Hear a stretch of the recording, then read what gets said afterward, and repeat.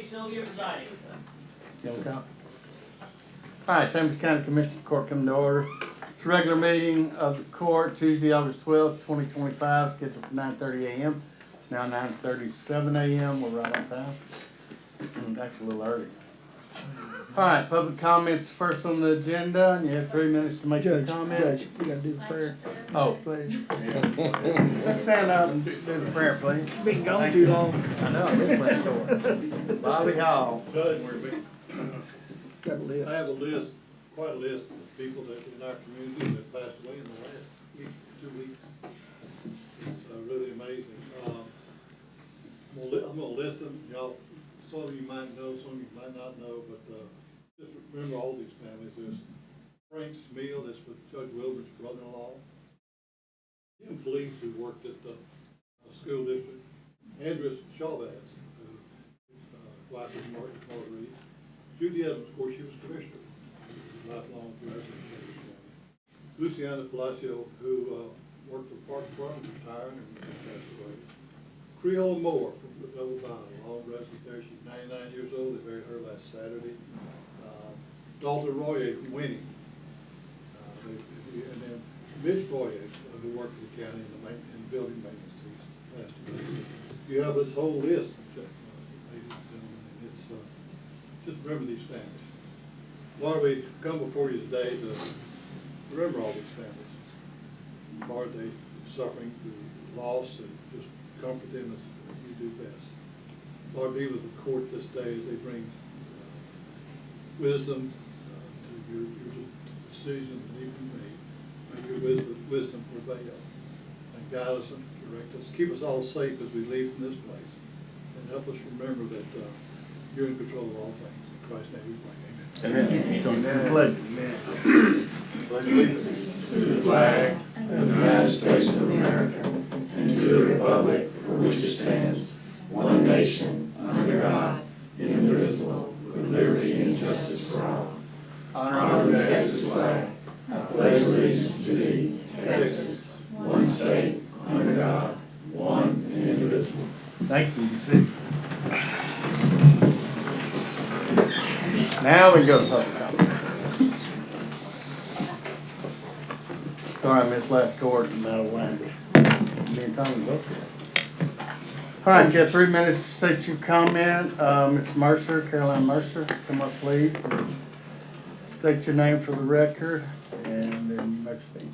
Check that microphone, make sure it's on. Hello? Yes. Okay.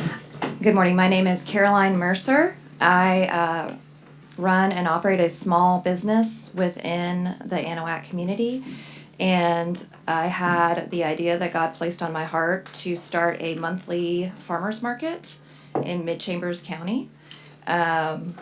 I believe the market proposal was forwarded to the Commissioner's Court for review. Yes, sir. And so what we're asking is that the Commissioner's Court would consider allowing Texas AgriLife Extension Office to host a monthly vendor market to provide locally made, homegrown, and handmade products, not resold items, but unique individual products to the community in a format that would provide stability and reliability. Yeah, I met with these ladies last week. Sounded like a really good idea. We'll work out the details. Yep. On the Watts Park area, Watts Park building area. Okay, thank you for being here. Thank you.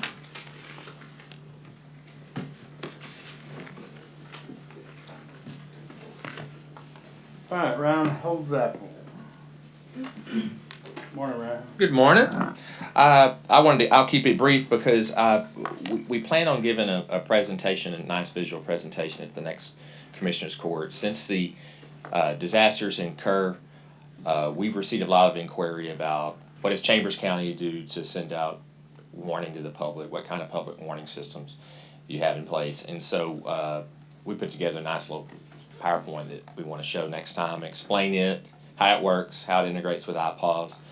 But meanwhile, on the county magazine on page 34, we have a little QR code and a little sign up for Chambers Warrants, so you don't have to wait. You can sign up now. So where can we get those magazines? Samantha? He said, where can we get They will be mailed these? to every household in Chambers County. You should be getting them anytime now. And I'm laying one right here. I mean, There you go. Thank you. You can also find the information for Chambers Warrants on our Facebook page, posted around on bulletin boards. So we really, really push out Chambers Warrants pretty hard. So Magazine's nice, thank you very much. Thank you, Sam. Yeah. that's right. Okay. All right, that's all the citizens' comments I have. Judge, live share is here. Go ahead. Live share is here from 9 to 1:30 today on the south side of the courthouse. Yeah, so you can give blood today. Thank you, ma'am. All right, let's start with Judge Griffith. Where's Judge? 1.4, discuss and consider judicial review for Chambers County presented by GMJ. Judge Griffith, good morning. Good morning, Commissioners, Judge. I'm Suzanne Bradford, who is an analyst for our company, actually lives in Austin, but's worked for me for 11 years. And just a little history, when I was judge and just had come in, I had an efficiency study of the entire county done. She worked for a company out of Florida called MGT of America. She's a CPA. And actually her administrative director also came to work for for our company about 11 years ago, Natasha Perez, who was involved in this. But Suzanne's a CPA, and she did all the analysis work on this project, so she'll be presenting to the court, and we very much appreciate you giving us the opportunity to take a look at that. Thank you. There's a little table there. Yeah, there you go. She showed me the tricks. Ah, good.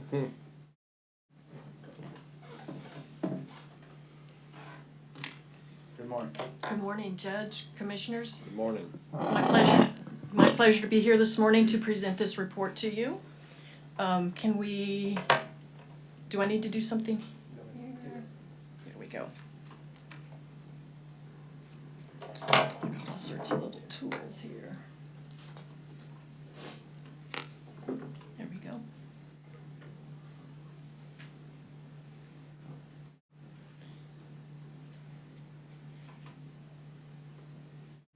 We good to go? Alrighty. This first slide is just a brief introduction about our firm.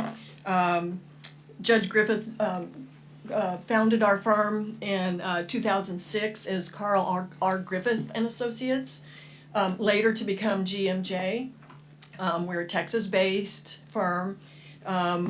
We have several areas of practice: governmental affairs, environmental and regulatory, and part of our practice is a criminal justice practice.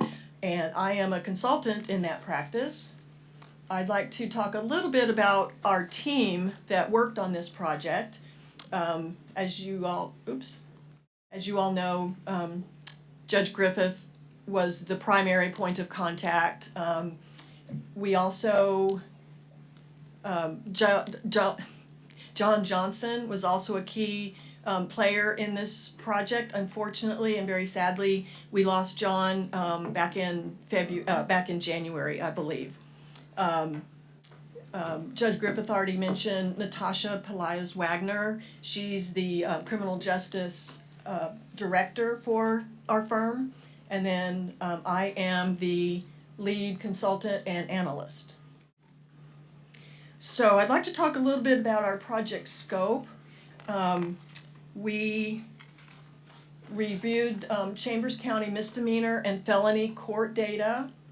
We conducted a peer comparison of jail data and court data using Texas Commission on Jail Standards data and Office of Court Administration data to do that comparison. Our methodology included, we met with staff and county officials. We selected peer counties in consultation with the county. I'll talk a little bit more on the next slide about how we selected the peer counties. We conducted the peer comparisons based on the TCGS and the OCA data. We coordinated with the county's executive assistant and court coordinator on our data request. And that was Ms. Adams, and she was very helpful in facilitating us getting the data that we needed. Once we got the data, we had to do some manipulation, we had to merge and sort it. And once we got it into a format that we could that was consolidated and that we could read, we did some analysis of the data. And then based on that analysis, we developed a report of findings and recommendations. Once we had a draft of the report, we did review it with some of the folks in the county, including one of the district judges, and we reviewed it with the county judge, and there may have been others, but I'm not quite sure who all we actually reviewed the report with. But we did have input into the report, and then we issued a final report. So, let's see. So the first comparison that I'd like to talk about is a jail comparison. And again, we used Texas Commission on Jail Standards data. All counties report their jail data to the commission. And so it's convenient to get all the counties in Texas, we have access to their data. We looked at, well, before I talk about what we looked at, to select the peer counties, we started with looking at general population size. We wanted to get counties of similar sizes to Chambers. We also looked at jail population size. We looked at socioeconomic factors, and we also looked at court structure. But Chambers is a little unique, so as you'll see as we go through the comparisons, finding similar counties with similar court structures was not so easy. And so in some areas, it's not so easy to make comparisons. For the TCJS data, for the jail comparison, we're looking at total population, number and percentages of pretrial inmates, number of percentages of convicted inmates, and then percent of jail space occupied. So these are some kind of small numbers up there, but what this represents is the jail population size based on TCGS reports for Chambers County by month for the year 2024. And let me see if I can, I don't know if I can point that. This is a comparison to the peer average jail population, as well as there's a trend line in there, and it's really hard to see. The trend line is that dotted line that kind of goes up. So as you can see, Chambers was very close in jail population numbers to the peer counties, and that trend line shows it's pretty flat, but it does show a slight incline. So that means that your jail population is increasing over those months in December in 2024. The next slide is a comparison of the pretrial population for the county compared to the peer counties. And I guess I should mention who the peer counties are. They were Atascosa County, Burnett County, Caldwell County, Kendall County, Medina County, Walker, and Wilson counties. We also calculate a peer average, and we also show the state results in our comparison. So the first two columns are your pretrial first, second, and third degree felony cases, and this shows that 69%, that number right there, 69% of and this is based on the year 2024. 69% of Chambers's jail population were first, second, or third degree felony inmates. That's relatively high. The highest there looks to be Caldwell County, the 71%. the lowest being Burnett County, which is there 33%. But if you look at the peer average, 51% on average jail population for the the first, second, and third degree felons. Statewide percentage is almost 54%. So you can tell that Chambers there is quite a bit higher than the peer average and the state.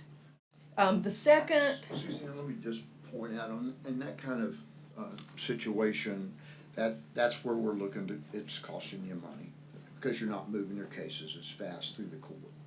So, And that was the purpose of the study all along. is to yes, see how sir, we so can move how are forward, we yeah. doing versus other counties? At 51% is your just average, okay, so if you tell your kids to go to school and be average, just be average, and you're at 69%. I just wanna make a point of how that impacts, because every one of those people that are in that jail, that are pretrial detainees are on the Chambers County's cost for the public here, and that's where your tax money's going, is to take care of those people.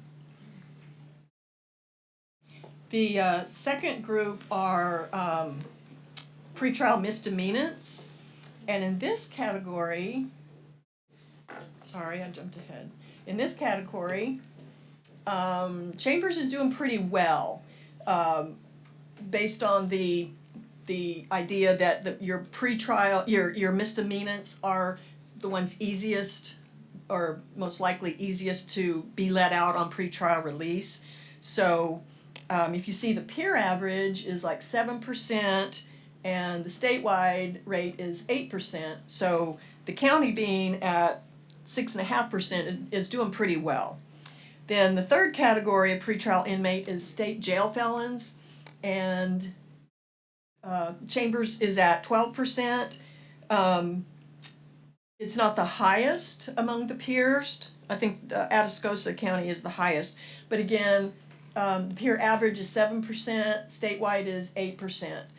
So when you look in total at pretrial population, Chambers is at 88%, and that's pretty high, considering the peer average is 65.5%, and the statewide rate is almost 70%. I think this is a good point. You're seeing you're doing better than the pure average in your misdemeanor cases.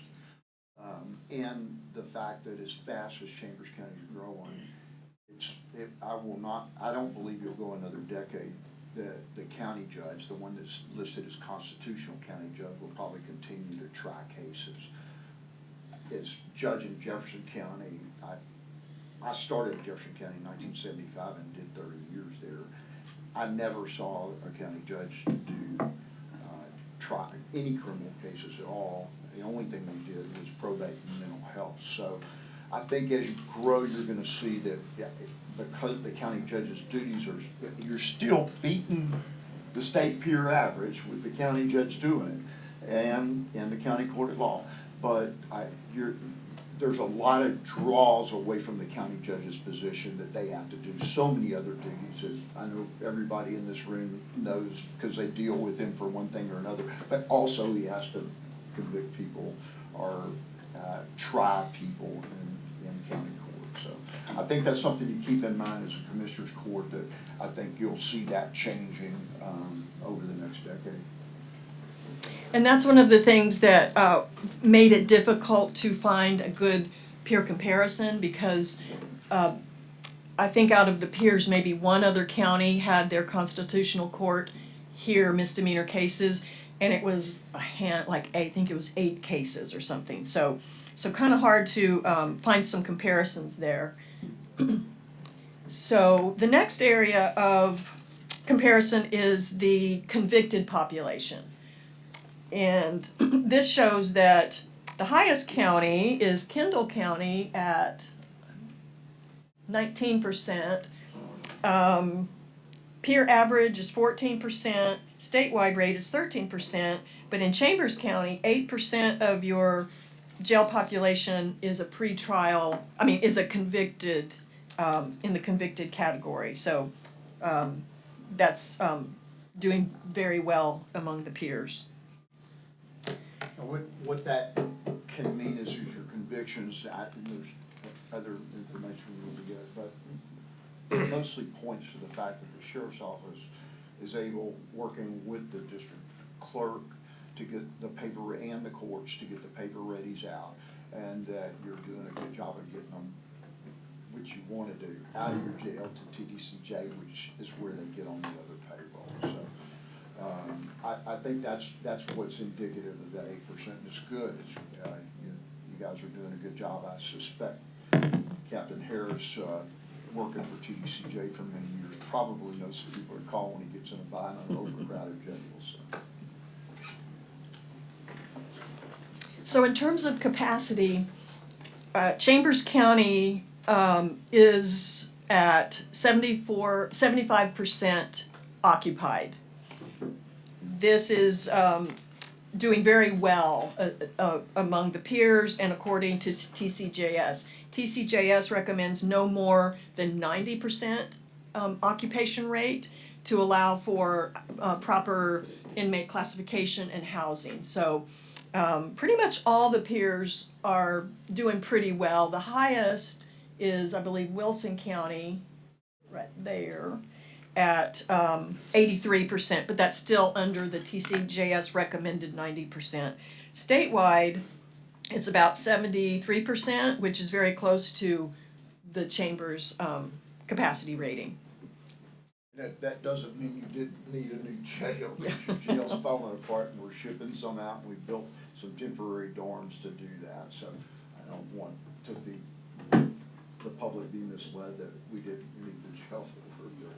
Yeah, and keep in mind that this data is only for inmates in your jail, and we realize you have inmates in other jails as well. So this is only your jail. We're going to move on to the court comparisons using Office of Court Administration data. We're going to look at total cases cleared, clearance rates, and age of disposed cases. So the first chart here is felony cases in your district courts. This is the number of cases cleared by year, starting in 2019. I like to start in 2019 or earlier, just because of the pandemic in 2020 that had an effect on so many aspects of the criminal justice system. So as you can see in 2020 right there, the number of cases cleared plummeted, but then in 2021 you recovered quite well. 2022 was even better. And I need to commend the county for that, because so many of the counties that we worked with or that we observe could not even recover in 2021. So y'all were doing a good job of making sure that you got cases cleared once pandemic protocols were in place, or whatever it is that you did a good job. Same thing for the misdemeanor. Oops, I need to advance. Same thing for the misdemeanor cases. You can see that in 2020, a significant decline, but then the following year, you cleared up quite a bit of your backlog, it looks like, and then continued to clear all the way through 2024, clearing a good number of cases. The next slides look at case clearance rates.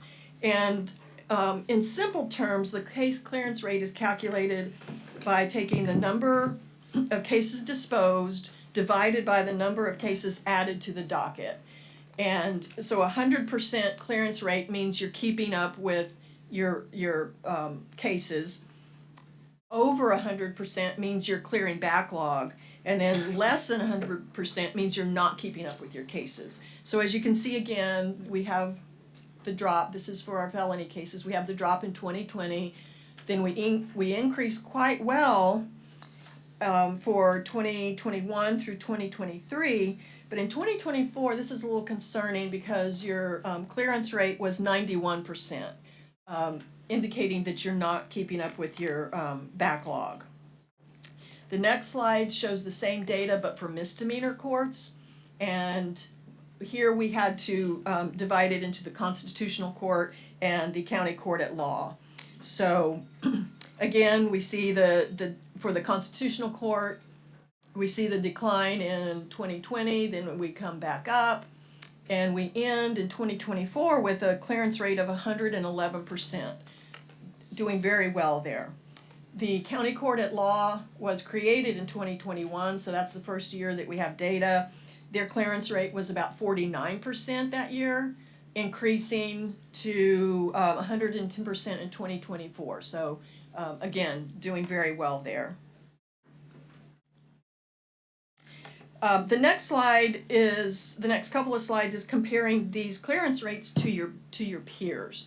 So here's the felony district courts. There's their 91%. Here's all your peer counties, and your peer average is 104% compared to the 91% clearance rate for Chambers County, and then the statewide rate is about 103%. So we have identified this as an area that could possibly use some improvement.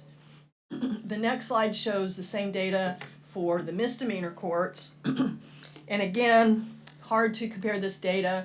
This shows Atascosa County with a clearance rate of 300%. I think this represents 2 or 3 cases. So that's really, unfortunately, the Constitutional Court doesn't have a good peer comparison, but at 111%, they're doing pretty well. County Court at Law, here's their 110%. They weren't the best of the peers, but not far behind. The best of the peers was Wilson County at 129%, but the peer average is 107 and the statewide rate is 103. So the County Court at Law court is doing better than both the peer average and the state rate. I'd like to, we're getting into looking at the age of cases cleared, and I'd like to show you some standards that we use. These are standards from the Conference of State Court Administrators, the CSCA, the Conference of Chief Justices, the CCA, and then the American Bar Association, ABA. And so they have established these standards that they say they recommend all courts strive to meet these standards. And those are for misdemeanor courts, the CSCA and the CCJ say 100% of misdemeanor cases should be cleared in 90 days. The ABA recommends 90% cleared within 30 days and 100% cleared within 90 days.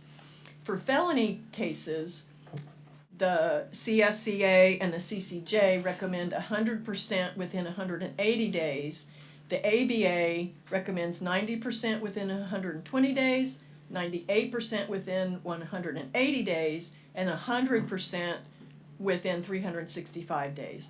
So we always keep these in mind as we look at the age of cases cleared. We think these standards are very stringent, they're very rigorous, but they have been adopted and recommended by the Office of Court Administration in Texas. So that's what we look at. So the next slide looks at the age of felony cases disposed, and this is where the county could use some improvement. 36% of cases were cleared within 90 days. These are felony cases. 16% were cleared between 91 and 180 days.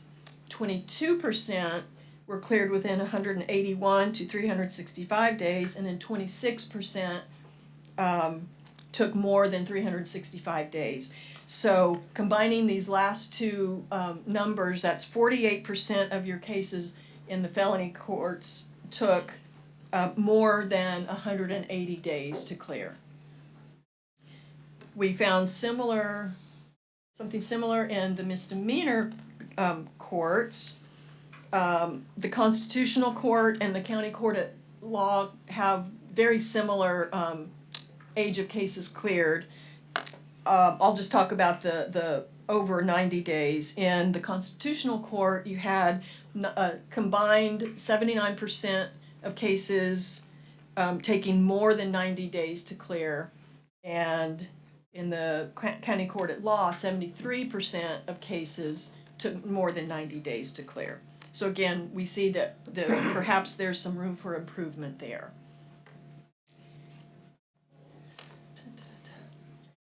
So now we're going to take these numbers and compare it to the peers. So for the felony cases, here's the 48% taking more than 180 days.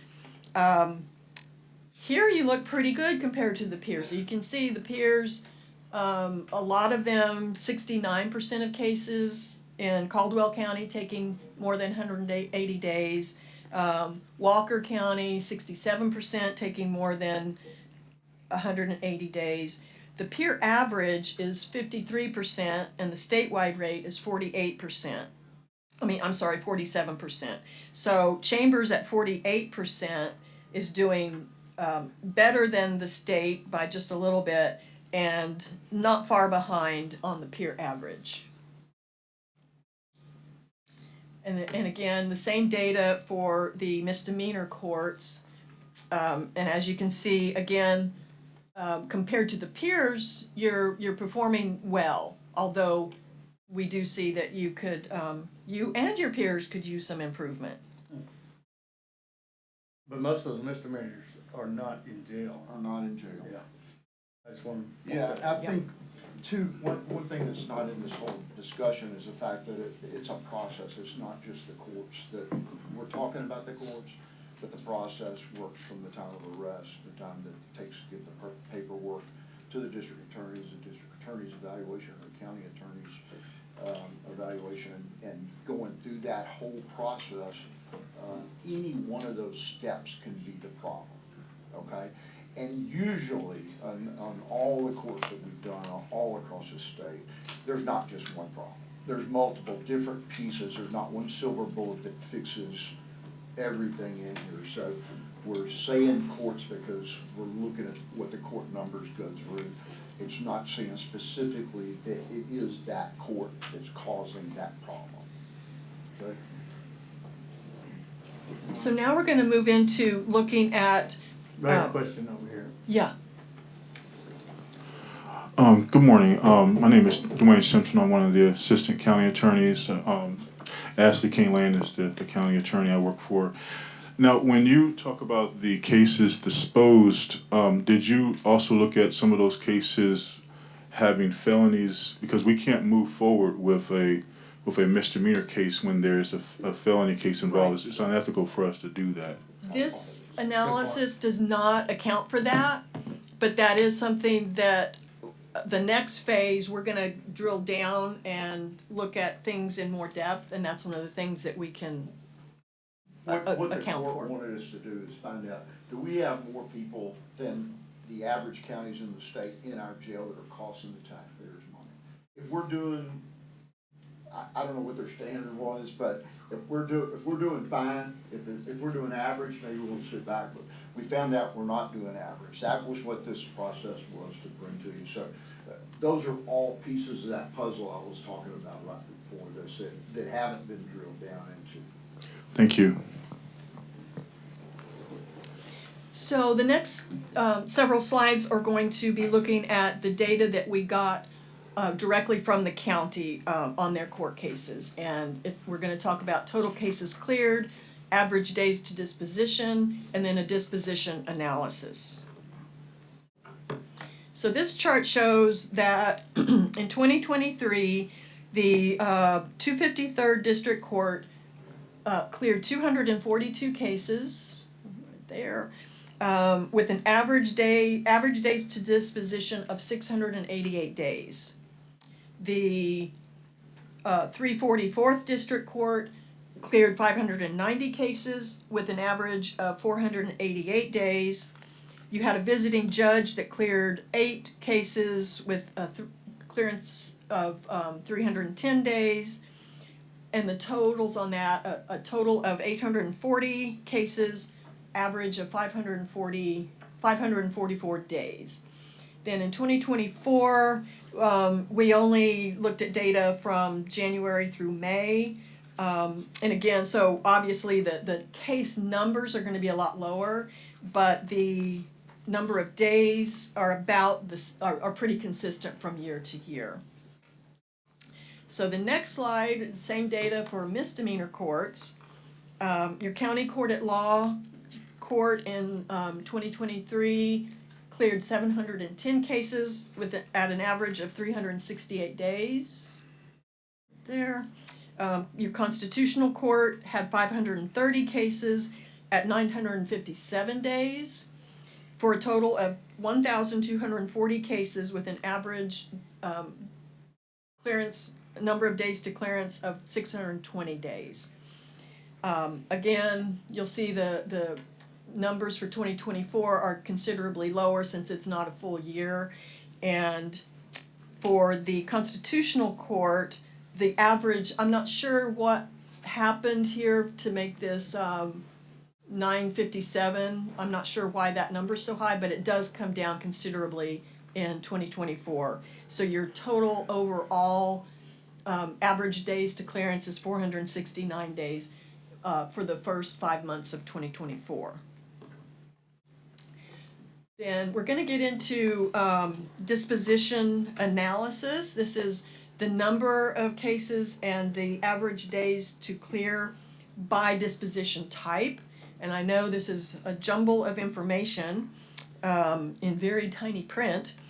But looking at this is for the felony cases for 2023. Your largest percentage of cases are dismissed cases. And those were in the 253rd court, that those represented 82 cases with an average days to disposition of 725 days. The next highest category of disposition was placed on deferred adjudication. That's about 21% of your cases. There were 50 of those that took 446 days to clear. Then going down to the 344th District Court, again, dismissals were the highest category, percentage of category, at 34.4%, taking 446 days on average to clear. And then again, the next highest category was placed on deferred adjudication at 26%, taking 320 days average to clear. I'm not sure, does the court want to hear these items, or would you like to go to the findings, because it's getting into? I think we don't find it. Okay. Yeah. Okay, we can jump forward. Okay. So, oops, wrong button.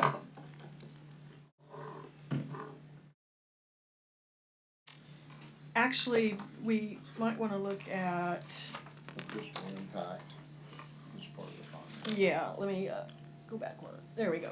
So the summary of our findings, we believe based on some of the disposition analysis and the findings in the peer analysis, we think that the county could be saving some money if we were able to dig deeper and find out the reasons behind some of these numbers. And again, like the thing that really popped out at us was the 88% rate of your jail population awaiting case disposition. That does include misdemeanors, but 88% was, as we saw, was considerably higher than any of the peers, as well as the state rate. The OCA comparison showed that the county may not be processing cases as efficiently as the peers or the statewide averages. And again, we think the professional standards are very stringent, but I think you can get closer to meeting those professional standards. We prepared a couple of fiscal impacts just to show you, just to demonstrate what this potentially could mean if we saw some improvements. So what we did was, this is if the county could match the peer average in the category of pretrial felons and pretrial state jail felons. So we took the difference between what the county is doing, the peer average, and then this is the difference. We multiplied that by your daily jail rate. We got a daily rate, and then we translated that into yearly savings. So overall, for both of these categories, we estimated that you could potentially save $742,000 annually if you met the peer average. If you take that rate and divide it by your... Let me point out one thing on that. Sure. I do think that, I do not know any counties that, unless they're doing private jails, that are doing a 63.57 a day housing rate. Yeah. So, I don't know how old that study's been, but they're usually substantially higher than that, somewhere in the 80s. Has that been a while since y'all did a study? Or is that pretty current? That's not our study. Where did you get that? I got this from Ms. Adams, I do believe, but I'm not sure who she got it from. Okay, so I would take a look at that. That number at 742,000 is probably substantially more than that. I would say 20 to 30% more. I'd never see a jail $263 unless it's a private jail. And Sheriff, are you familiar with any counties doing at $63? No, I don't think there's anybody. I mean, most everybody's 85. Yeah, so that 742, I saw it and I told her it probably wasn't right, but that's what we got from the office. So know that number is probably somewhere closer to $1 million if you just do average. Yeah. Okay. And So- that's just the felony claims, so, and really what makes up the whole population. So if you take that 742,000 potential savings and divide it by your daily rate, that translates into... Yeah. Just had a quick question. Does that account, savings, does that account for the cost of out-of-county inmates? No, Okay, thank you. no, this is only in your jail.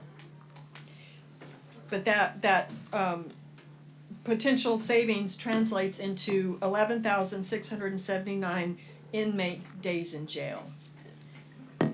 The next slide, we take it a little bit further and say if you could match the best peer, which I believe was Kendall County, and we did the same exercise, comparing your numbers to Kendall County numbers, and again multiplying by your daily housing rate, which we think is low.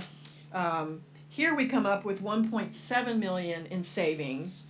Divided by your daily jail rate, that represents 27,000 inmate days in jail. So just kind of gives you an idea of what the fiscal impact might be that we're looking at. If we could dig deeper and find out how to maybe improve in some areas. So this final slide talks about the next phase of the study and what we plan on looking at. We'd like to analyze case processing times in increments rather than just total average days, which is from arrest to disposition.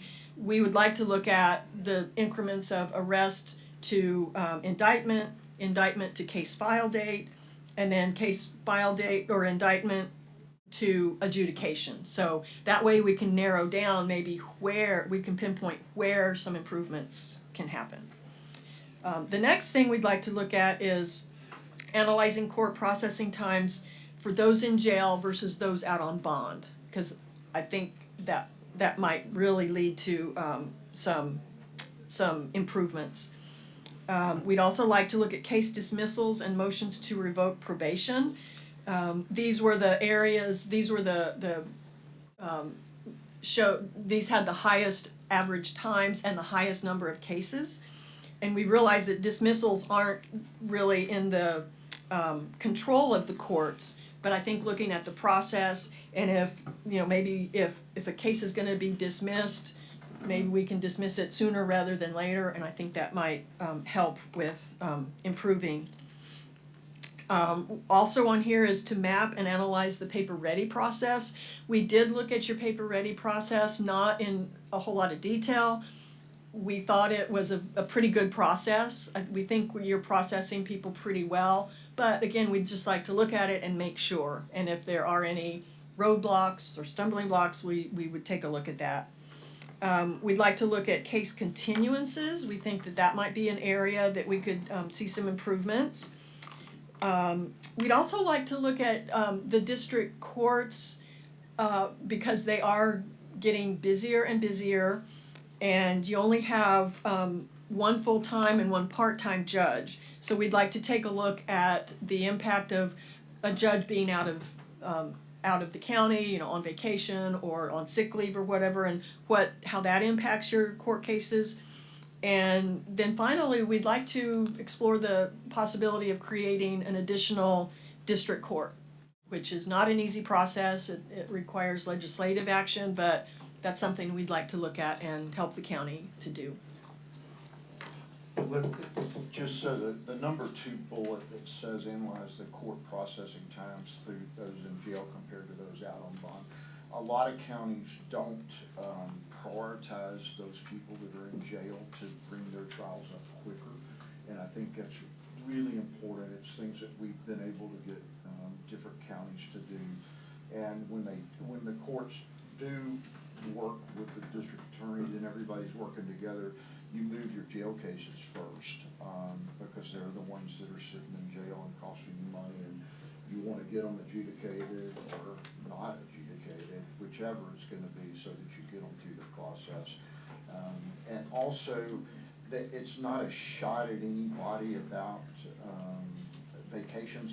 You have one full-time judge that I assume's been here for several at least a decade or more, so they've acquired county time that allows them to get off that probably 6 weeks or so a year. And we saw a visiting judge came in and handled just 8 cases. So you lose 6 weeks from your full-time judge, it's going to impact it. That's not a criticism, it's just going to impact your jail substantially because you're not moving cases during those weeks. And then just throw a little sick leave in there, somebody gets sick for a while or have a physical problem, the county will get hammered behind that.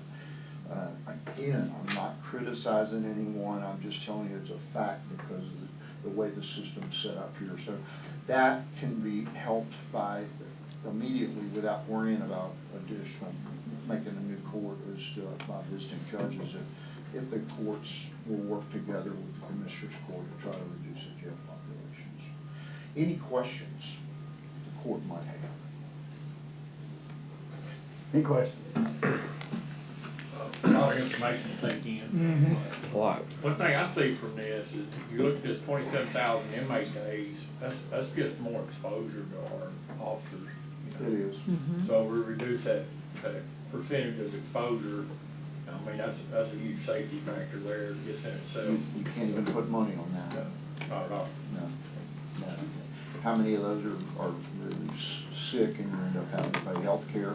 This is just an average number. That being best in class, if you're best in class, I guarantee you're pushing somewhere around 2.5 to 3 million savings to the taxpayers. I don't know what that rates as a cent, or how much 1 cent raises on the tax rate here in Chambers County, but it's still going to be quite a bit of a process. Sheriff, you got anything? No, I appreciate the study. I mean, I think most of it is kind of what we've all kind of known. It's always good to see it on paper and see it in print. I appreciate Judge Griffith's company doing it. It's very useful for me. So, I got a question. So, the areas of further study, if we drill down the backlog or where the problem exists, Yes, sir. have you guys done that study for other counties before? We've done it. And have those Many, counties many been times. successful in implementing plans to get out It's of county by county, it depends on whether the courts and the district attorney and everybody will work together. If they're willing to work together, it's worth getting the information. If we can't get support, and it doesn't just mean that they have to, if they're willing to reach out and bring in a visiting judge when they're on vacation, or bring in, do rocket dockets, they don't even have to be, if you've got access to an extra courtroom, you can move cases by having a visiting judge while your judge is working. You know, you can have two judges working as long as they're willing to do that. So there's multiple different options there. Y'all have to evaluate, is that something that, we presented this, Judge Kane talked to us, Judge McDonald refused to talk to us about the study at all. She called several times and he finally, I don't know, what did they ultimately tell you? He just said he didn't. Not interested. Yeah, he wasn't interested, and then I personally called him because I thought maybe it was because the clerk was calling. He just never returned my call, so I don't take anything like that. It's just that. Besides, we got to know that we're going to work together. If we don't, it's just costing the taxpayers money. That's this whole process. All right, any other questions? What is the process of creating an associate judge, and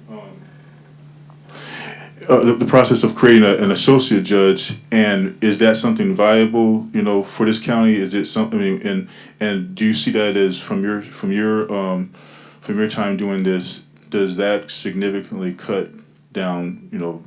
If you get everybody working together and the courts working with the courts and furnish the staff that they might need as assistant staff, when you've got these kind of numbers showing up as a backlog, it absolutely can make a difference. The court's willing to work with you. There's no reason it won't work, and it works well. I've seen it work really well. Again, it's just building a partnership among the elected officials to work together. Thank you. Thank you, Judge. Thank you, Judge. Thank you, Mayor. Thank you, everyone. Thank y'all very much. Okay. I entertain a motion to accept. So moved. Second. Motion by Commissioner Gore, second by Commissioner Tice. Any other questions, comments? Those in favor? Aye. Opposed, motion carries. 1.5, discuss and consider proclamation declaring August 3rd through the 9th, 2025 as Health Center Week, Coastal Gateway Health Center. You ladies out there? Yes. Yeah.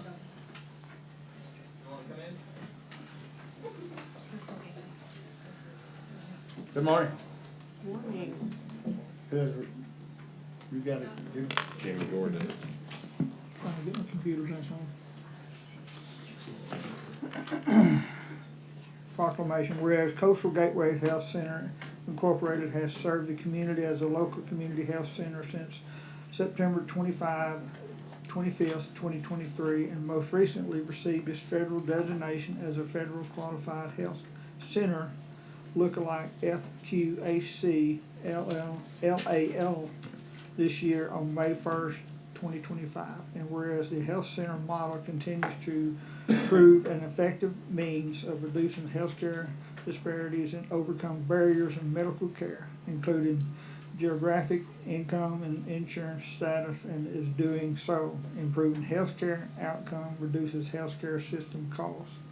And whereas patients served by the community health center have lower health admission rates, lower length of hospital stay, and lower outpatient and other healthcare costs than those in underserved areas without health centers. And whereas in 2024, Coastal Gateway Health Center Incorporated served 1,289 unduplicated patients and with 3,779 medical encounters with all services provided. It is existing sites in Winnie Stoll community and Eastern Chambers County. And whereas during National Health Center Week, we celebrate the legacy of American Health Center with their vital role in shaping our nation's healthcare system. This year's theme is America's Health Center, celebrating 60 years of improving our nation's health, past, present, and future. Now for there be it known on this day, Trust Day of August 2025, we, Chambers County Commissioners Court, do hereby declare the week of August 3rd through the 9th, 2025 to be Health Center Week in Chambers County, and encourage residents to express their appreciation for the people, facility, and all of those responsible for continuing success, growth in our community. So moved. Motion by Commissioner Gore. Second by Commissioner Ty. You ladies like to say anything? Gentlemen? No, sir. Thank Yeah, y'all. great. We appreciate it. All right, those in favor? Opposed, motion carries, and we'll come up, we'll get a picture. No, I didn't plan to say that.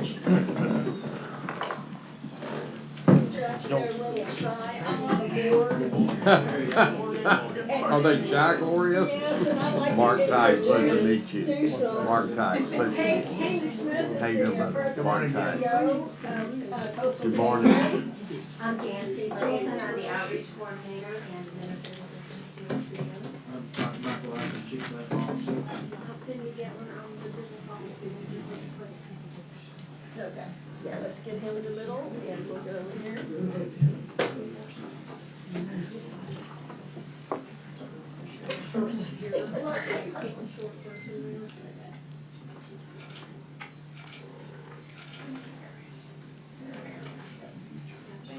Thank you.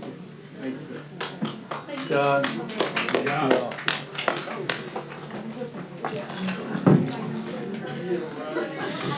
Yes, Rachel, thank you. Okay, great. Yes.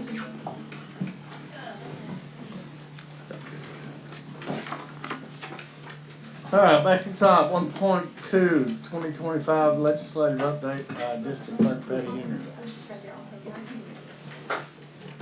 Good morning, ma'am. Good morning.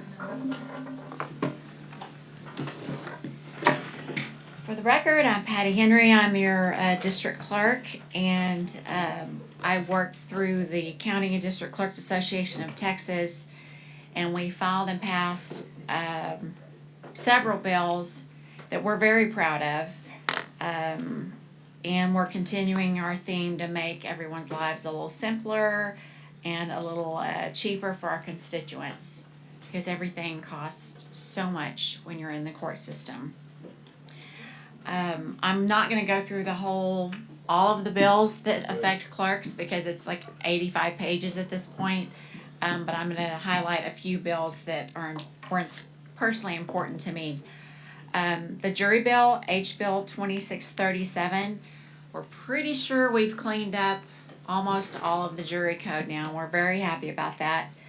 The session before last, we addressed pettit juries, but this time we were able to affect the grand juries as well. So now the over 75 exemption is in both grand and pettit juries. We're not confused about that anymore. That was a big deal. It's very difficult to separate those two in our jury system, so now it's 75. And if you're wake up that morning and you turn 75, you're exempt. That's how the law is written. Misdemeanor theft and felony disqualifications have now been separated. So the voter registrar is only going to get a felony list when they remove people from their voting records. The Secretary of State is going to get misdemeanor and felony, but the voter registrar only needs felonies because felons are the only ones that cannot vote unless they've had their conviction overturned. Voter registration will only receive lists for non-citizen, non-resident, and felony convictions because these are the only things that affect voter rolls. So we've cleaned up that reporting. And this is something we've already been doing in our county. We're just catching up the law. The district clerk may exempt from service a juror that claims a physical or a mental impairment for a specific time or permanently. Right now, if you send us a doctor's note and say you can't serve, then we go ahead and exempt you, and now that's just in law. So we're very happy that we were able to make these changes to make everyone's life a little easier in the jury world. The next is our restitution bill, which was Senate Bill 1666. So before last session, TDCJ dispersed victim money restitution to victims. But last session, a bill was filed to have the clerks do it. Well, once we started receiving the funds, we realized that we're not getting the victim information. We don't have addresses. We don't have a history of what has already been paid to them or what is owed. And we have some of that information in our judgment, but victim information is confidential by law, and the prosecutors hold it. So we had no way to get that information. And we found that across the state, victims, most prosecutors didn't have a lot of victim information. They weren't keeping up with it to be able to find the people to give them their money, which they deserve. So we wrote a bill. This bill is going to allow us, first of all, to let TDCJ give us that contact information and require them to give us their payment history, so we have a starting point and we know how much they're owed still. And the clerks met with the Lieutenant Governor's office several times, and they brought TDCJ and the Secretary of State to the table to work out a better process. So an interim study is going to be conducted to really revamp the whole restitution process, because it's a mess. But for now, the law has been changed to where we can receive the information. When we receive the victim information, it will be confidential within our office. It will not be open to public disclosure, to protecting those victims' information. And third is our expunction bill. This was Senate Bill 1667. I'm very proud of this bill. Sharina Gillen and the Parker County District Clerk and I wrote this bill. It significantly changes the way we process expunctions, and it's for the betterment of the filer. And most importantly, we wrote it and filed it this session, and it passed the first time. So that's a big deal at the Capitol, and we're very proud of that. So an expunction is, for anybody who doesn't know, an expunction is a legal way to completely obliterate a criminal record that was charged against you, and there are various reasons for that.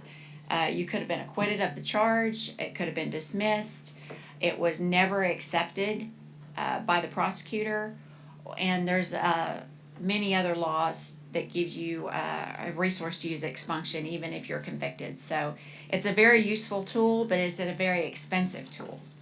So right now, charged, but never convicted, it still stays on your record. it stays, yeah, the arrest stays on your record. So you want to get that wiped off of your criminal history. So currently, right now, if you are to file an expunction, you're going to pay $350, and then you're going to pay $15 per agency. And the average agencies, probably 15 agencies on a petition and an order, could be as many as 30, because some people were listing the sheriff's office, and then listing the jail, and listing 5 different departments in DPS, and that's cha-ching, and unnecessary and irrelevant because it only goes to one location. So we have filed a bill that requires the agencies listed to include email addresses. So the petitioner, if they include the email address of the local and state and federal agencies, will do it for free. There won't be a $15 charge. And to go even one step further, the district clerk is required to list all our local agencies on our website. And mine is already up. And I've already sent out an email to 5,000 attorneys telling them to go to the website and look at the new rules. So as long as you list the department and the email address and the physical address in the petition, it's free. The DPS site is on there, the OCA site is on there. Anything extraordinary, like, a Google page or some little mom and pop newspaper that posted something out in the boondocks, if they don't have an email address that they can supply you, then you do have to pay $25 for us to send that certified mail. But that's going to be few and far between. So this is going to save hundreds of dollars for the filers. So we're very happy about that. Again, local and state agencies will only be notified once. And but most importantly, so this is the biggest deal. Currently, until September 1st, if you file an expunction, all the other departments in the county send me all their documents, send me all their information, and I hold it until the first anniversary date of the final order or the amended order. I keep it 1 year. Then I physically destroy everything. Well, what's been happening is, over the last several years, is things are popping up on people's credit report. They're popping up in odd places. You know, these third-party vendors are buying from DPS and they'll post it somewhere and they won't wipe it out. So when they go to buy a house or rent an apartment or do anything, it's popping up. It's popping up that they have this, and it's stopping them from getting what they need. Well, that's happening after the year, and we've destroyed everything. So if they didn't save a copy, or if their attorney didn't save a copy, they don't have any proof that they even filed an expunction. So the only remedy right now is for them to refile an expunction for $350 plus the $15 in agency and start all over again. So we changed the law. I'm so excited. We're destroying everything except that order, and the clerk can keep that order forever. So if you come back in 3 or 4 years to me and say, oh my God, the city of Baytown is reporting this or whatever, I can give you a copy of that order. All you have to do is show me your photo ID and I'll be able to give it to you. The other thing that we're keeping is we're keeping any mental health orders that are signed. Anything that would trigger a NICS reporting for firearm safety, we have to keep that. So we're going to keep that, and only DPS and FBI have access to those orders. And that's for purposes of them auditing our systems. So again, very proud of that. It's going to save a lot of time, a lot of money, and that's a good change. So I'm excited about that. The only other thing I wanted to let you know is, you guys know I'm a member of NACO. I've been serving for several years. In July, I was very proud to travel to Philadelphia, Pennsylvania, where I had the privilege of attending the swearing in of the Texas County Judge J.D. Clark as the president of NACO. That was very exciting for everyone. And I've also received a presidential appointment to the Rural Action Caucus Committee, which I've humbly accepted again. So I'm still in NACO, still representing the county, and happy to be a part of a solution. With that, I'm finished, unless you have any questions. Thank you, ma'am. Any questions? Thanks, Okay. Thank you. All right, no action on 1.2. 1.3 is going to executive session. Skip down to BJ. 5.5, discuss and consider target train 12. Chapter 31, the town zone program agreement. BJ has agreed to speak on tax abatements with the county judge and commissioners conference, so look forward to that. Thank you, Judge. BJ. Thank you, Judge. Commissioners, this is an agreement for Targa's 12th fractionator in the reinvestment zone that was established earlier this year. The court approved the proposal back in June. The agreement embodies all the elements typically negotiated on behalf of the county, infrastructure payments, CIPC contributions, and incentives associated with the Chambers County School Equalization Fund. So what's presented today is simply the agreement for approval moving forward. Question. Second. Motion by Commissioner Hammond, second by Commissioner Gore. Any questions? Those in favor? Aye. Opposed? Motion carries. Thank you, BJ. Thank you, Judge, Commissioners. Thank you, BJ. 2.1, discuss and consider setting the public hearing on Tuesday, September 9th, 10 a.m. for the 2026 budget airing. Also, set the public hearing, for budget. So moved. Second. Motion by Commissioner Gore, second by Commissioner Tice. Any questions? Those in favor? Opposed? Motion carries. 3.1, discuss and consider partial abandonment of unimproved rights of way on Avenue G in Stoll and set up public hearing Tuesday, September 23rd, 10 a.m. for the partial abandonment. It says Brad. He's out there, Judge. I don't see him right now. I can talk to it. Go ahead, Bobby.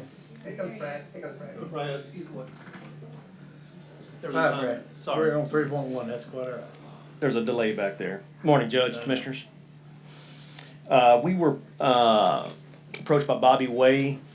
They've got property there in Stoll, and they are looking to abandon Avenue G. This is from Highway 124 to 3rd Street. They're the sole owner of all the property around them. It's a 60-foot unapproved right-of-way. We're never gonna build it. I think we've had a previous discussion about just having them pay a $200 application fee and then more or less just being done with it. We've got to bring this to court first, obviously. And so that's what we're here for. It's to me, this is fairly straightforward. We do have to have a public hearing on this, but it's. Motion by Commissioner Dagley, second by Mr. Gore, to set the public hearing. Set the public hearing. Sir? I said I got a motion and a second to set the public hearing. Okay. They did it kind of quietly. Okay. Didn't want to interrupt you. All right. We didn't want to chop you off. Okay. All right, any other questions? Bobby, do you have anything to add? Nope. Bobby's helped me with this from the beginning, so. Okay, appreciate it. All right, Thanks, Brad. Those in favor? Aye. Opposed, motion carries. Thank you, Brad. All right, thank y'all. Who else do we have at it? Sam? Zach? Engineers out there. Zach's out there. John's out there. My little Whoever comes in first, come on, Sam. Me. 5.1, discuss and consider approving 2026 hotel occupancy tax fund. Oh, JK, application this is for Robbie. Green Valley Exposition as recommended by the Hot Fund Committee. Morning, Robbie. Good morning. So we received an application from Trinity Valley Exposition regarding our hot fund money. The committee discussed this application in length. We feel like it's a great organization. It does great things, but it is outside our county, and the opportunity to put heads in beds we feel like is minimal. We did reach out to Dwayne and Matt for an opinion from the county attorney's office because of it being outside the county, and they weighed in. Of course, your decision is final, and so that's why we're bringing it to you to talk about it today. I feel like we opened up a can of worms because then Jefferson County's gonna reach out to us, and then Harris County's gonna reach out to us. Anybody's bordering us. Our kids show in Fort Worth, San Antonio, they show everywhere in large numbers, the Chambers County kids. So, I mean, I agree with Robbie, great organization, but for what this money is designed for, it does not meet the criteria. So I vote not to do it. So your motion is? To deny. To deny. Have a second?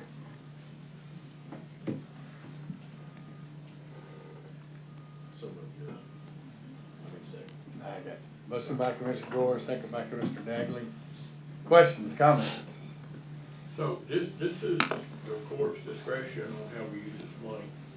So, and I think if we act in good faith, which if we supported this, it would be in good faith. What's the percentage of Chambers County kids? It's well over 50%. It's well over 50% of the show. Yes, sir. It's about 70% Chambers County kids. We have to look at the impact of that. So, It's a large event. They have a barbecue cook-off. They have a junior rodeo that brings in, they think, approximately 40,000 people throughout the event of the show. Again, just speaking from the Hot Fund Committee, the purpose of the Hot Funds is to bring heads into beds, and we feel like that's minimal. But, like you said, it's a unique opportunity to reach out and support our Chambers County kids as well. It does bring commerce to our community. It does bring some. We're always talking about private partners, private-public partnerships. This is just a public-public partnership here. Yeah, but the money's not going to the kids. It's not. The money's going for advertisement, and it has to be utilized for the same stuff that we have to utilize in Chambers County. So the money is not going to directly benefit those kids, in my opinion. It's going to benefit the show. It's going to, but they're not putting any money in the kids' pocket, which is what would be the benefit of the money. I don't know that any of the deals that we do, isn't all that for advertising? It is to bring people into the county to to support the event at the time, yes, sir. Where's their event hosted? In Liberty, on 563. Now, we partner with them to let them use our arena and our barn down here. We do partner with them, we do give to them. I just didn't feel that this money meet the criteria, so. So what did county attorney's office have to say about it? You said you talked to them. Matt, do you wanna? So as long as the money's spent in the county or the vicinity, it's fine under the statute. And as long as it's done to promote tourism in the county, in Chambers County. I would just challenge how we promote tourism in the county. Now, if they had the event in our facility, that's a different ballgame, right? That's totally. If they had the facility, even every other year, I could buy into it, right? If they had some sort of, TBE is a if privately TBE owned. If TBE can host it at Liberty one year, or like odd years it's here, even years it's here, if we could talk about that with them, I don't even know if that's an option. Probably not. Probably not, I mean, because they're using their facility. And that's the thing, is that they're using a facility there, but I have a hard time only just allowing the law, it's the intent behind the law, is to spend money to bring sales tax revenue into Chambers County, right? And, well, hotel opportunity tax, right? And I'm just I'm asking myself, are we getting any hotel opportunity tax from Liberty County, an event in Liberty County? And we don't have the data to say yes or no yet. Have we ever, as a county, voted to support hot funds tax for something outside of the county? Not to my knowledge. So it's just, I don't know if it sets a precedent, we can say no every time. And this is a great organization that we should support individually, business-wise. Totally agree. And I know you, Commissioner Yeah, we Hammond, do. encourage it, you go to it, you encourage businesses to be there, our vendor list to be there. And they've reached out, and Samantha's going to do some of that on our social media for them this year as well. And how much was a request? They did not ask for a specified amount. They left that up to the court's discretion. Have they ever requested a specific amount? Last year was the first time they requested, and was their amount? 50,000.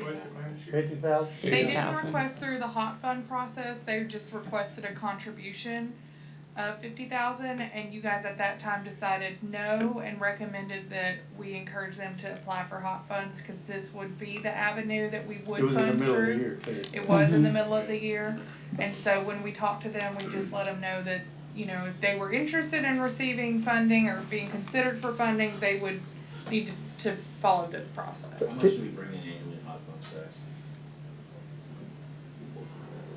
Sorry. My next question is gonna be, how much do we give, Rice Festival and Gator Fest received the maximum amount of 25,000. And then last court, we also gave, You gave Johnny Ackle 4,500, and you gave NerdCon 8,500. I think I'm sorry, Aaron.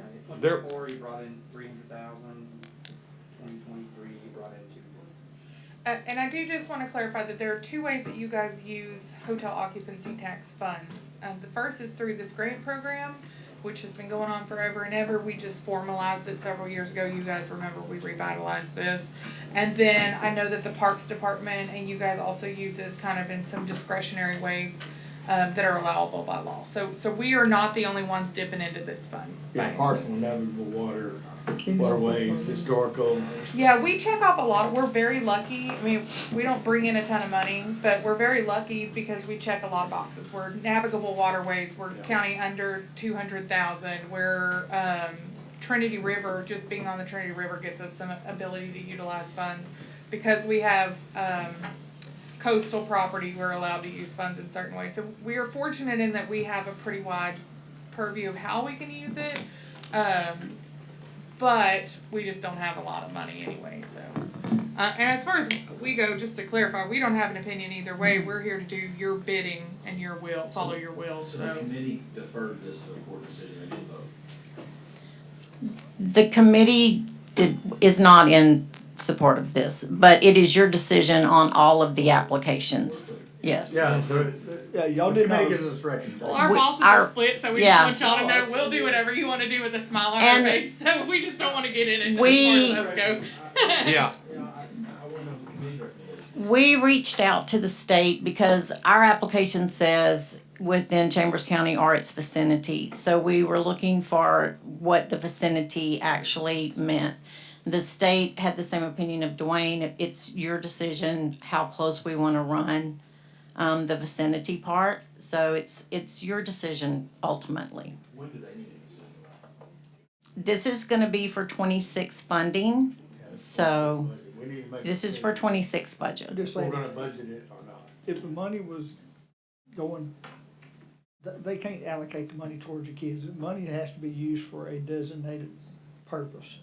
And For the that purpose advertisement. has already been met by a private entity. They're not a governmental entity. TVE is not a government. No, they're a 501c. Yeah, they're a nonprofit. They rent that arena, and it's not a governmental entity is what I'm getting to. So it just doesn't meet the letter of the law. They're renting, who owns it? Do you know? No, they own it. Trinity Valley yeah, Exposition they owns own the it. facility, manages it, and then they utilize it for their events. So Yeah. TVE is synonymous. The event and the facility itself are synonymous. I would just feel comfortable knowing they had a dollar amount they're requesting. Yeah, I thought it was 25,000, but it was 50 they asked for last. Last year. Last Yes, year. sir. But I mean, I'd like to Yeah, know. and that all goes back to the court's discretion again, so. It does. And only thing, I mean, some of this, I don't know, maybe I'm a little bit passionate about that, but.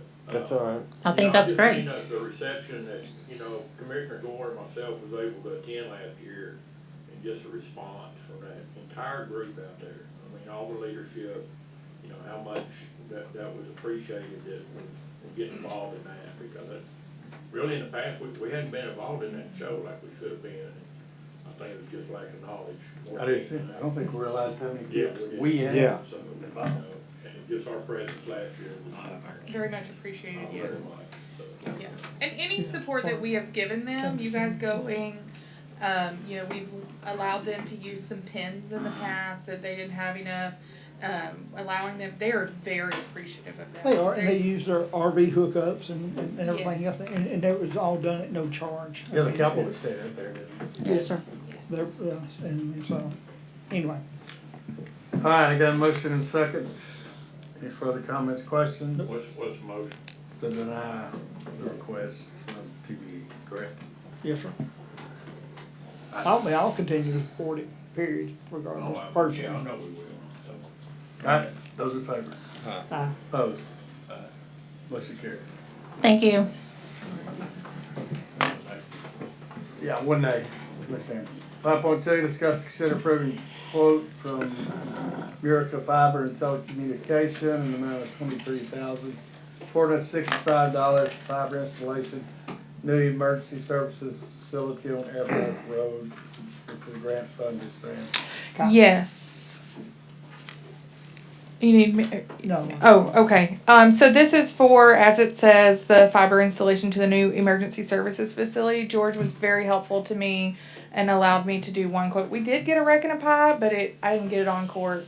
The deadline had passed, so we did get the wreck and the pie. We kind of halfway followed protocol on that. And there is a new deadline for those to know. It'll be by law, Wednesday at 5 will be the new deadline to get something on Commissioner's Court. The deadline to submit is Tuesday at noon. Oh, okay, Tuesday noon. Yeah, so I didn't realize that. I'm not gonna lie to you, and I thought Wednesday morning I could put it on, and I went in and it was locked, and I was like, oops. Yeah, the law is changed by the legislature, 72 hours, Yes, so. 3 business days. So. Yes, so purchasing has been very helpful to us as always. This is on me that I didn't get it on Sorry, there. I feel so bad now. It's okay.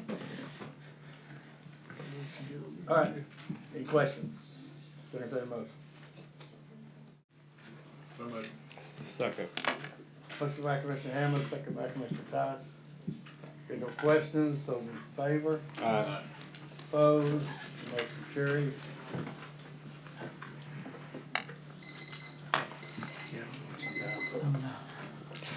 Five point three, discuss and consider approving TNP work order number 4 relating to low voltage and IT infrastructure design services for Chambers County Emergency Services Facility in the amount of $14,750.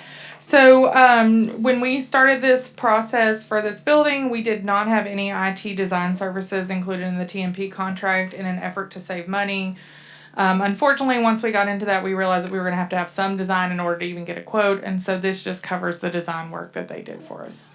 It's a one-time fee that's already, the work's been done.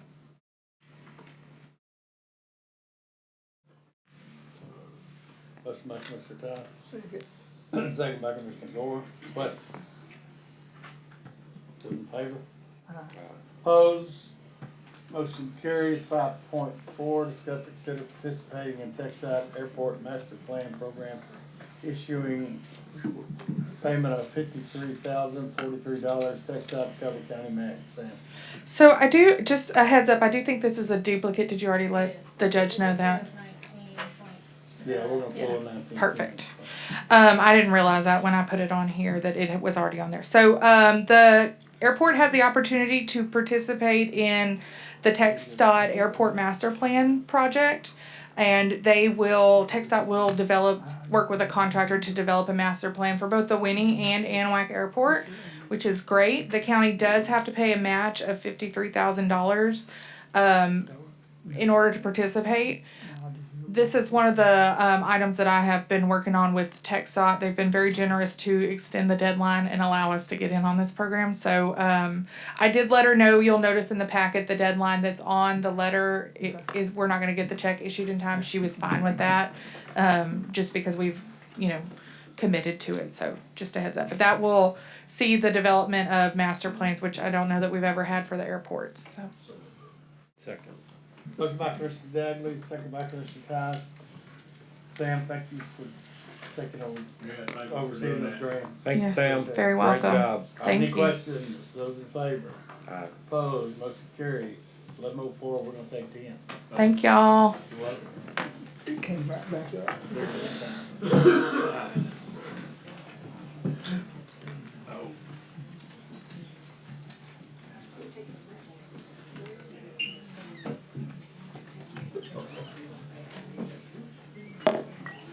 It came right back up, Kyle. When I scrolled down,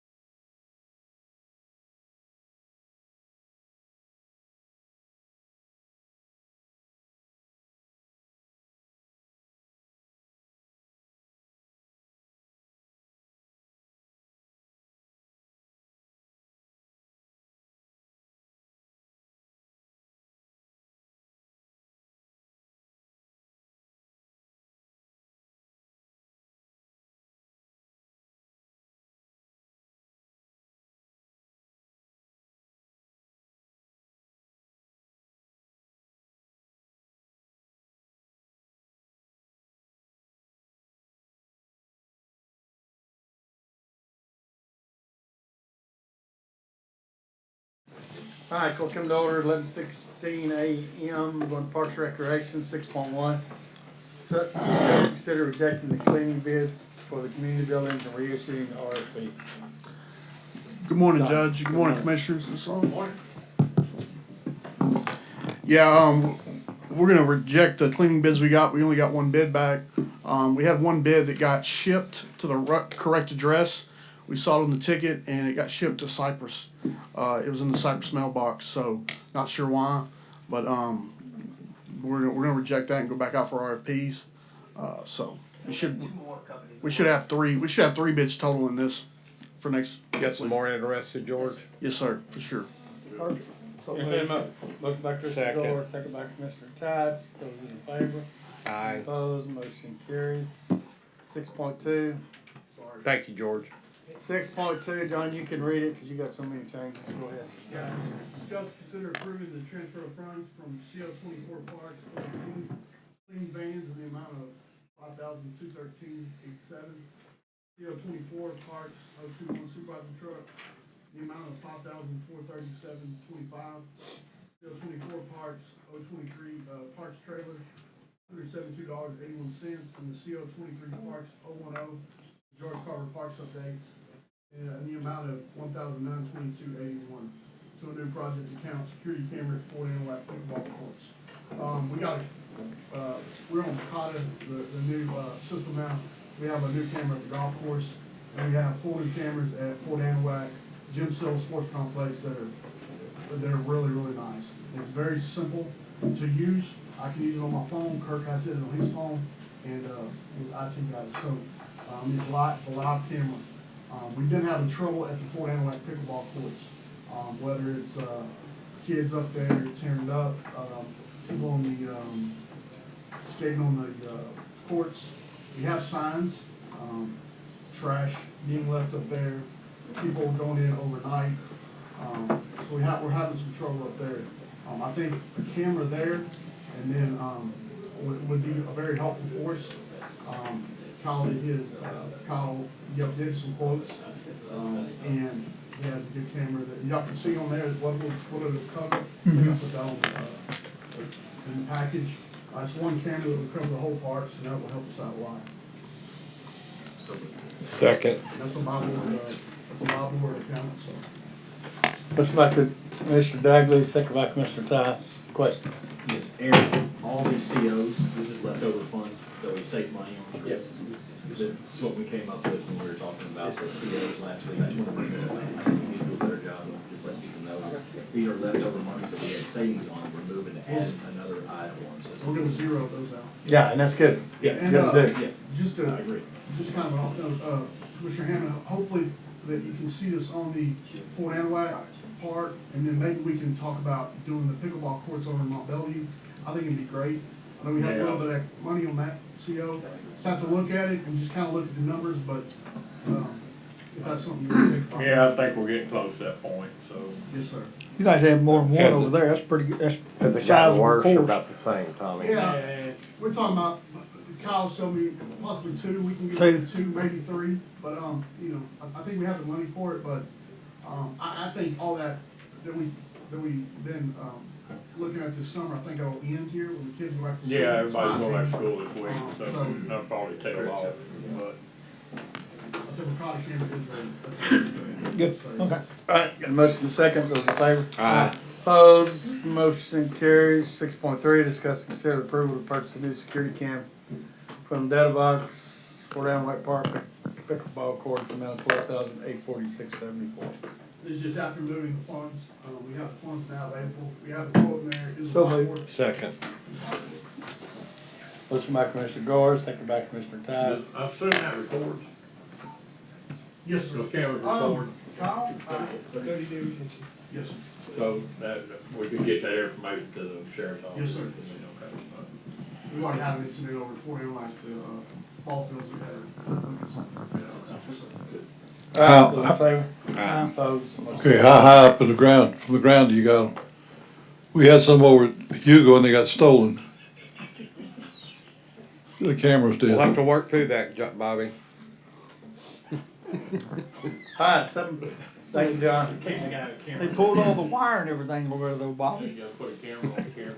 7.1, discuss and consider hiring DKP architecture for design engineering services on mosquito control office expansion. Yes, good morning, Judge, Commissioners. This is just first step.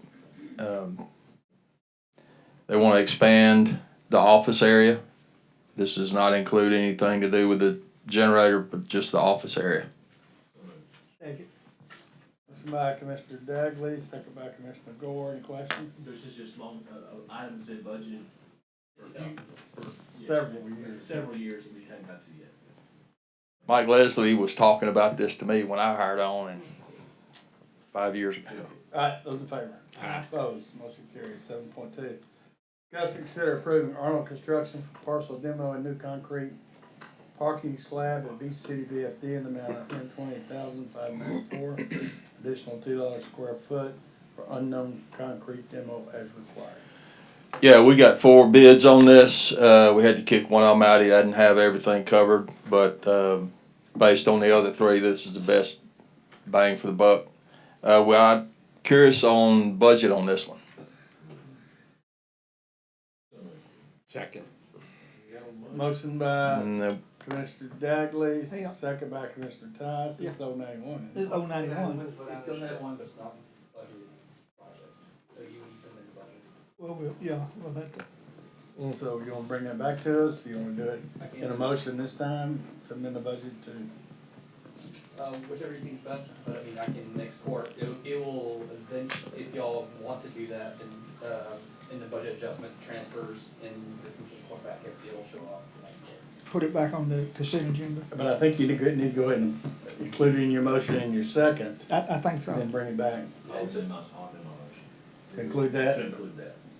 include transferring funds. Just to caution the court, we have 30 days on the money, right? So they give us this quote, and it's a 30-day, they'll hold it for 30 days. Okay, well, we're gonna approve it in a minute, and you can award it, and then we'll bring it back to court to officially. Okay, and I'm making sure we get it right. Okay. Okay, just to make sure, we are going to award this. Be approved today and go ahead and award it, get the work started. Have we had a motion and a second? We got a motion and a second. Mm-hmm. Okay. Yes, An amended motion. And amended. yes. Yes, sir. If we vote on, those in favor? Aye. Opposed, motion carries. Yes, Mike. Alright, 7.3, discuss and consider approving startup training and load bank testing for new Kohler towable diesel generator amount $18,250. Yeah, that should read Kohler, but this is the one that was donated, given to us by Centerpoint. So we need to get that program started on that one. And then there's also in here funding for 4 sets of the cables we need to make the connections. And that, all that information should have been in the packet. Motion by Commissioner Tice, second by Commissioner Hammond. Questions? Those in favor? Aye. Opposed, motion carries. John, you back up. Golf course 12.1. Discuss and consider going out for RFQ for the renovation and construction of the front 9 of Chambers County Golf Course. John. Yes, sir, we're very close to, getting into the street, trying to top a couple loose ends, should have this on the street by tomorrow.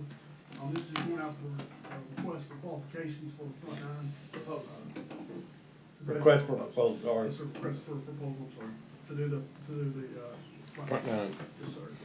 This is RFQ. but it says RFP if you read the parentheses. It's a RFP, correct, George? Yes, sir. I've been saying, Proposal. yeah, that's. Request for proposal. Entertain a motion. So moved, Judge. Second. First by Commissioner Tice, second by Commissioner Dagley. Questions? Hammond, I'm sorry. they look like. Tell me why. Alright, any questions? Those in favor? Aye. I Opposed? think you just got an upgrade. Motion carried. Younger upgrade. Age-wise. Oh.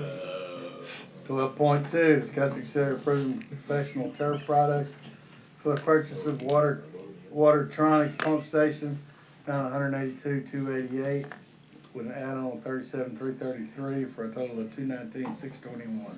Yes, sir, this was, this went out, for bid, and Professional Turf Products was the lone bidder with the Watertronics pump station.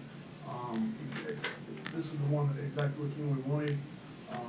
And you can see the price is $220,000. That'll come off the renovation price for the golf course. That is, when we send the PO out, it'll take about 6 months for them to complete it, and then they'll deliver it to the golf course.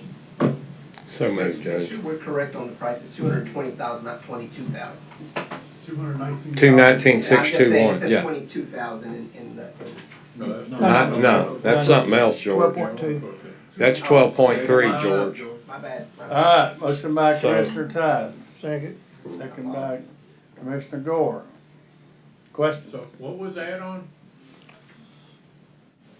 The 37,333? It's on there. I have it in front of me. It's all part of the pump. It's all part of the plan. Yeah.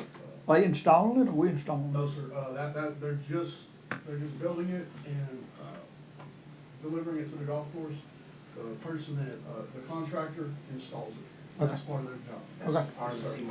So Okay. the So what was the- 3730, the add-on is for a pump house structure with a certain roof and hatch.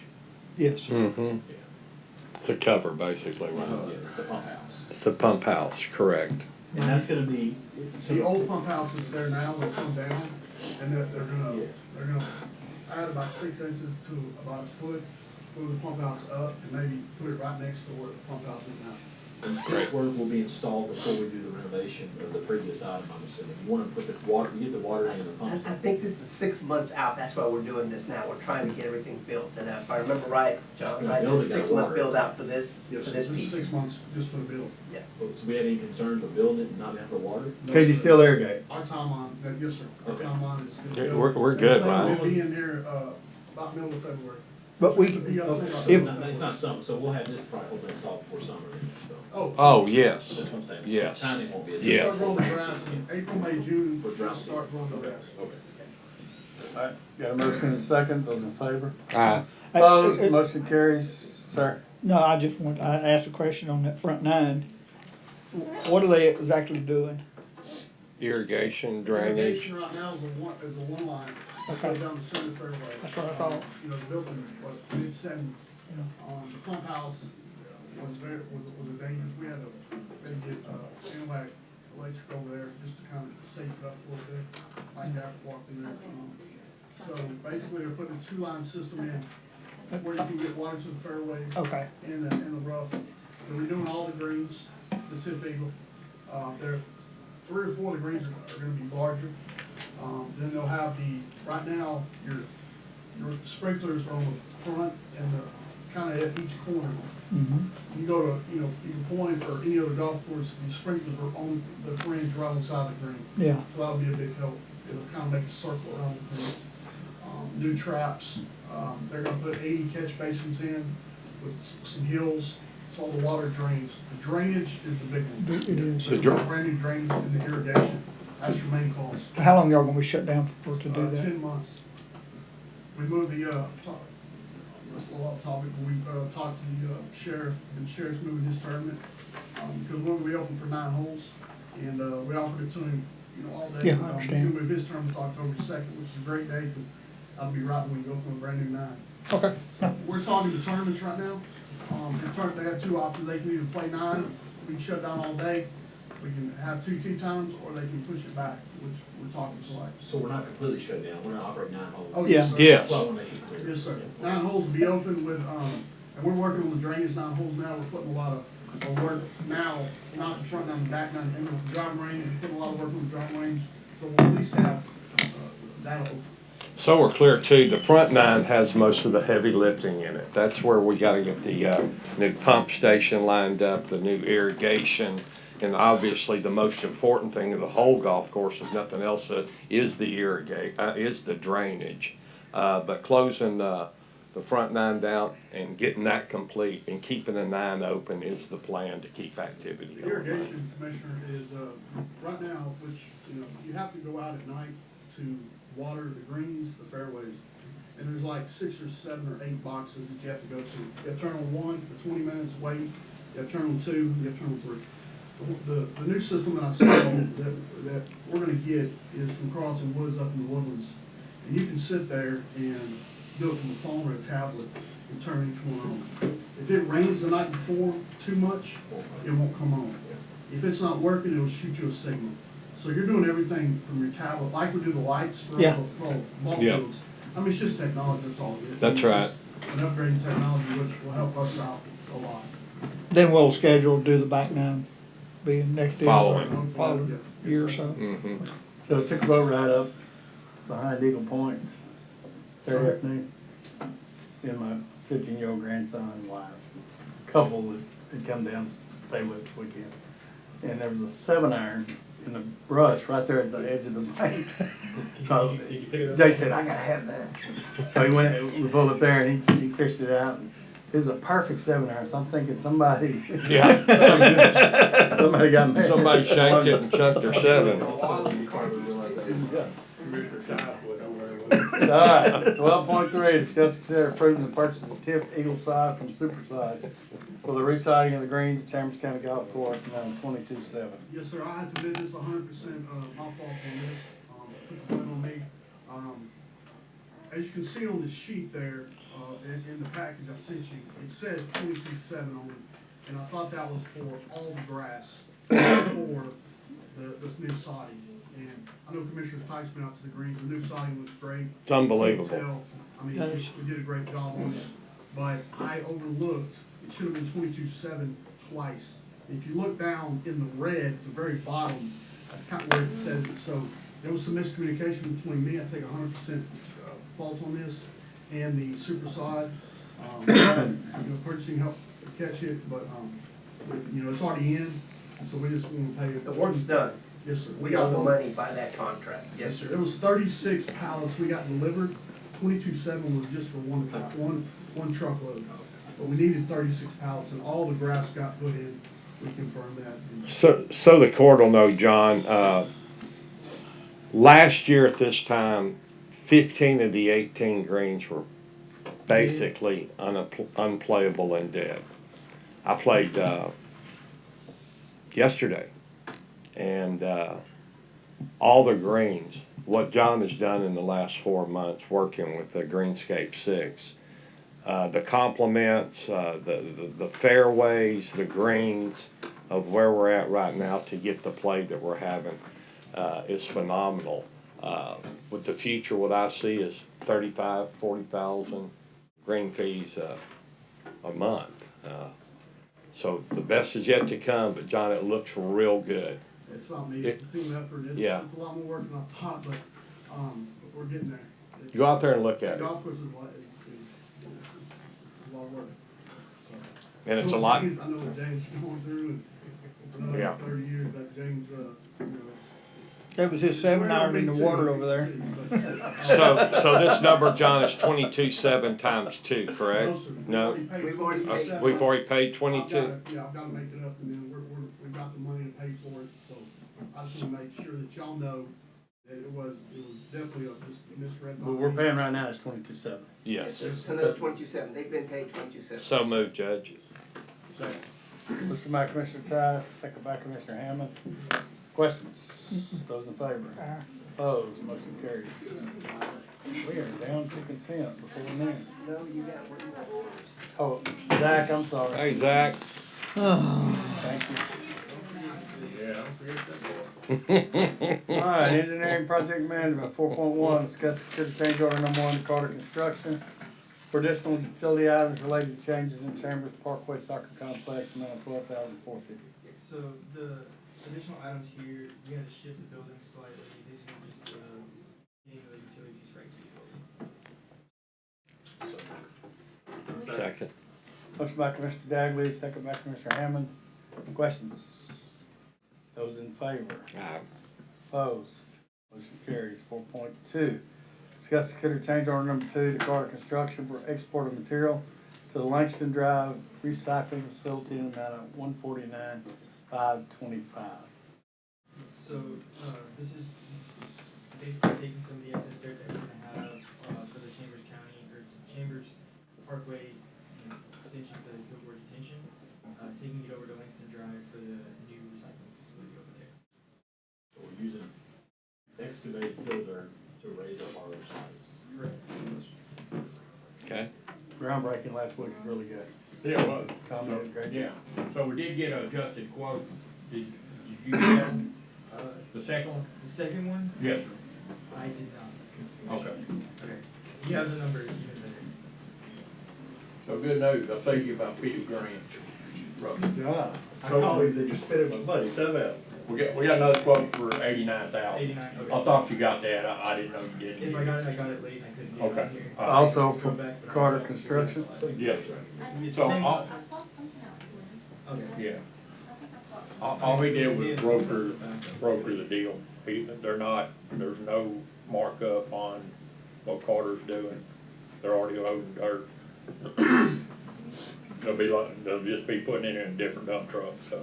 This cost right here is for transportation. And Okay. what's the total number? 89,000 even. It's in it, that's. So about 50 grand. Yeah. Yeah, significant. In the package. The backup is the number on All right, so we're gonna approve a lesser amount, which is 89,000. Correct. I entertain that motion. So moved. Second. Motion by Commissioner Hammond, second by Commissioner Tice. Any other questions? I'd like to say I appreciate you, Commissioner Hammond, for saving Thank you, sir. $50,000. Did everything I could. I appreciate you helping us out there. I really do. Hey, Judge, It means Sir. a lot. We needed it for the greens. y'all announced that Zach is a full-fledged engineer now? Well, we did on the 5th, but we'll do it again. Congratulations, Zach. Even though he only, letters behind the name. he only looks 12. He also signed a 25-year contract with the county. You know what I'm talking about? He turned 13 last week. With minimal. You just don't realize. Yeah, I know. All right, those in favor? Aye. Opposed? Motion carries. With minimal pay rate. Now, I think we've covered There everything. you go. Thank you, sir. Thank you, sir. Step 1.3, and it's going to executive session. Consent, precinct 1. New Howler. Are we removing 1910 because it was duplicate, Yes. and then we're pulling 1937.